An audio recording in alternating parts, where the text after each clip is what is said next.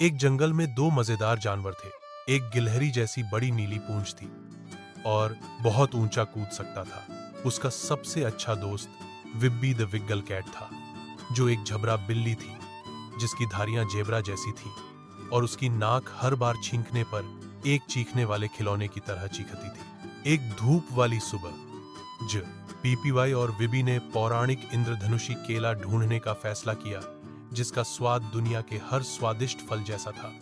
वे एक बेवकूफ गाना गुनगुनाते हुए निकल पड़े। Wiggle waggle zoom and jiggle, वे लुकिंग इंद्रधनुष झुंड के लिए। अचानक वे पफ द प्लोंक से टकरा गए, एक छोटा सा गोल प्राणी जो एक उछाल वाली गेंद की तरह उछलता था। मुझे पता है कि इंद्रधनुष केला कहाँ है, पफ चीखा, लेकिन पहले आप बस एक बेवकूफ नृत्य करो। और इसीलिए जिप्पी ने अपने कान हिलाए, विब्बी ने अपनी पूंछ हिलाई और पफ गोल गोल घूमा। वे इतना मजेदार नृत्य करते थे कि पेड़ भी हंसने लगे। पफ उन्हें एक बड़ी पहाड़ी पर ले गया जहां इंद्रधनुषी केला इंतजार कर रहा था। जिप्पी और विब्बी ने एक बाइट ली और पॉप, वे इतनी जोर से हंसने लगे कि वे पूरी पहाड़ी से नीचे लुढ़क गए। और वह सबसे मजेदार, सबसे मूर्खतापूर्ण दिन था जो उन्होंने कभी देखा था।